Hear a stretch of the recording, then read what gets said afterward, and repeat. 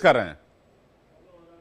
बिल्कुल बिल्कुल, इसको संजय राउत बोल रहे हैं जी, एक बार चलते हैं और देखते हैं, फिर नरेश कामत जी से समझेंगे कि संजय राउत क्या कह रहे हैं। संजय राउत वैसे बहुत फायरी बोलने के लिए जाने जाते हैं। सुनते हैं संजय राउत की बार क्या कह रहे हैं 1 मिनट के लिए।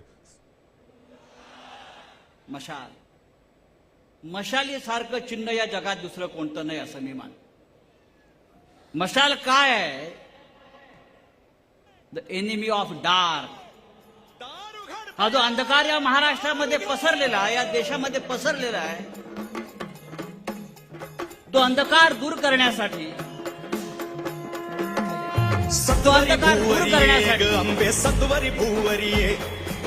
माननीय उद्धव साहेबांचं आगमन झालेलं आहे।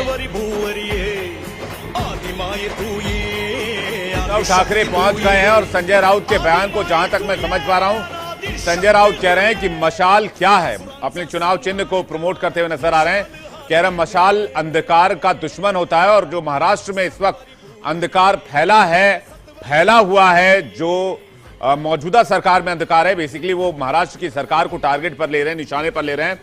और आपको तस्वीरें दिखाते हैं। उद्धव ठाकरे वहां पर पहुंचे, थोड़ा एम्बियंस रखिएगा क्योंकि समर्थकों में जोश आई होगा। मर्दन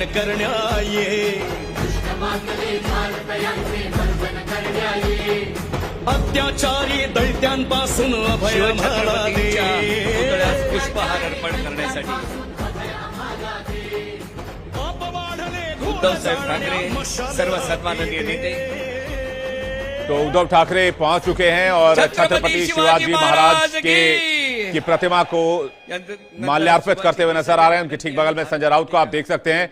संजय राउत कह रहे थे कि महाराष्ट्र में जो अंधकार इस वक्त छाया हुआ है उसे मशाल से ही दूर किया जा सकता है। इसमें एक छोटा सा रिएक्शन मैं नरेश कामत जी से लेता हूं, फिर उसके बाद उद्धव ठाकरे बोलेंगे तो वो भी दर्शकों को सुनवाने के लिए चलेंगे, और जब महाराष्ट्र के सीएम एकनाथ शिंदे आएंगे मंच पर तो वो भी हम सुनेंगे वो मंच से क्या कह रहे हैं। नरेश कामत जी,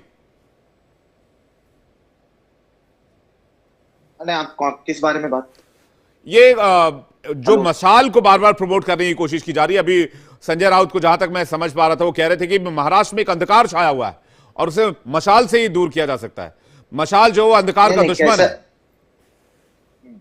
नहीं, कैसा है कि जो लोकसभा के पहले का या लोकसभा के टाइम जो था, उद्धव ठाकरे जी को बहुत बड़ी सिंपैथी थी, लोग काफी उद्धव ठाकरे के इसमें गए थे। लेकिन अभी लास्ट एक लोकसभा के बाद जो लाडली बहन योजना जो हुई है, इससे काफी हिल गई है पूरी सरकार।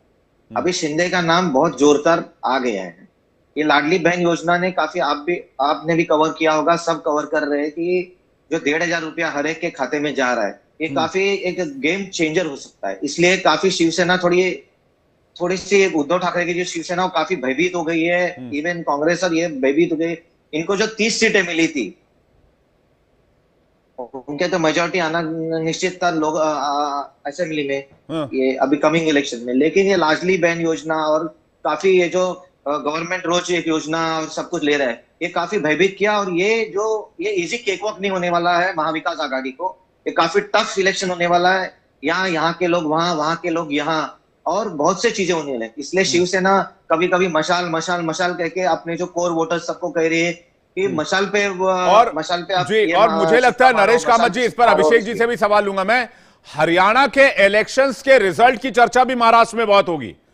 आप लोगों के बीच में भी ये चर्चा चलेगी कैसे बाजी वहां पलट गई। तो क्या महाराष्ट्र का चुनाव इससे बहुत ज्यादा इंपैक्ट इसका पड़ने वाला है? ये बात तो हम सभी जानते हैं। एकनाथ शिंदे क्या तथ्य रख रहे हैं, क्या पक्ष रख रहे हैं, क्या मुद्दे रख रहे हैं, एक बार सुनते हैं। बाळासाहेब ठाकरे जेव्हा सभेची सुरुवात करायचे तेव्हा माझ्या सकट सर्वांच्या अंगावर उभे राहायचे। ती आठवण आपल्या सगळ्यांना, आणि खऱ्या अर्थाने गर्व से कौम हिंदू आहे ही सिंह गर्जना बाळासाहेबांनी देशाला दिली। पण हल्ली काही लोकांना या शब्दाची ॲलर्जी झाली आहे। हिंदू म्हणून घेण्याची लाज वाटायला तो कह रहे हैं एकनाथ शिंदे कि बाला साहब ने कहा था गर्व से कहो हम हिंदू हैं, और ये जो नारा था ये एक तरह से क्रांति में तब्दील हो गया था।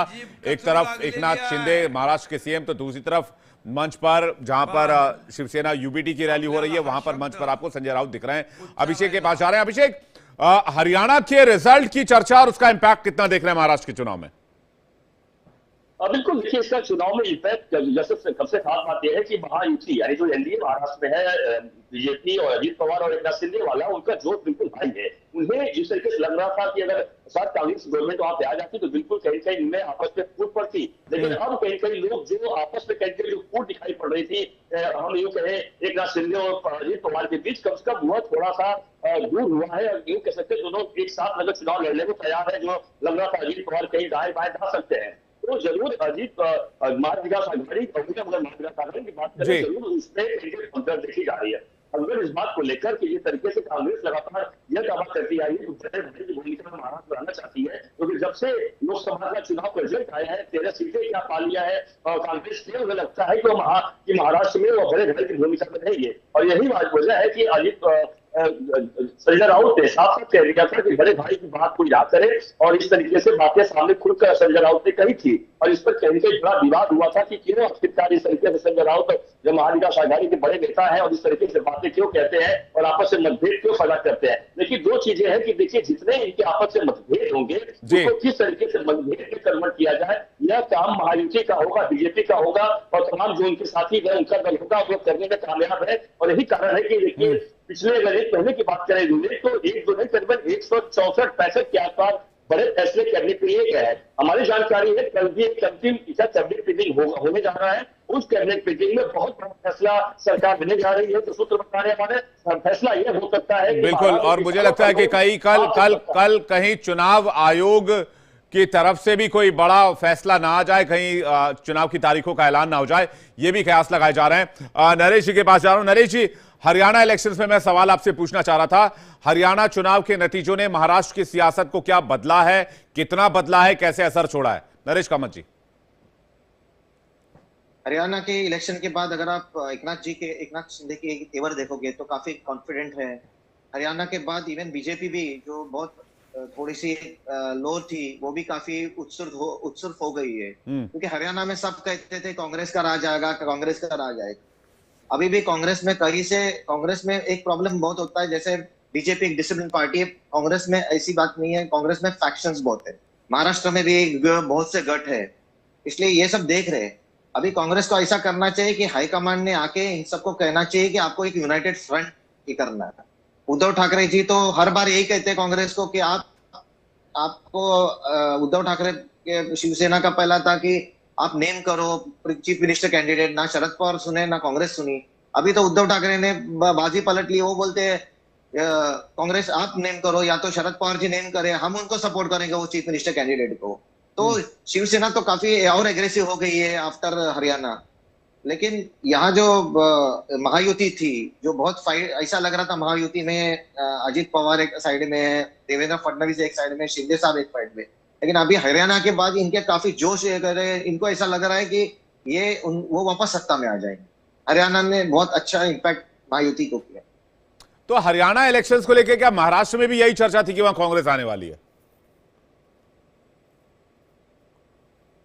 महाराष्ट्र में तो थी कि कांग्रेस आने वाली है, सब जगह एग्जिट पोल ने भी कहा था कि कांग्रेस आने वाली है, लेकिन ये सब देख के सब चौंक गए। और अभी वापस एक बार बीजेपी में एक नई स्फूर्ति आई है, बीजेपी वाले फुल फॉर्म में काम कर रहे हैं। यानी हरियाणा के नतीजों का असर महाराष्ट्र के चुनाव पर, और उसके बाद इस नतीजे के बाद कांग्रेस बहुत प्रेशर में होगी महाराष्ट्र में, कामत जी। हाँ, कांग्रेस बहुत प्रेशर में है। अभी कांग्रेस को ऐसा करना है कि हाईकमांड ने आके एक बार कॉन्फिडेंस लाना है। अच्छा, कांग्रेस के नरेश जी, कांग्रेस के कौन कौन से गुट बने हुए वहां पे? एक तो अशोक चौहान जी वाला गुट होगा कांग्रेस का। नहीं, अशोक चौहान तो अभी इसमें रहे नहीं कांग्रेस में, वो बीजेपी में चले गए। एक नाना पटोले का एक ग्रुप है। हाँ। एक अलग विलासराव देशमुख और उनके बच्चे जो थे उनका एक अलग ग्रुप है। फिर मुंबई के एक अलग कांग्रेस में, मुंबई के कांग्रेस के एक अलग गुट है।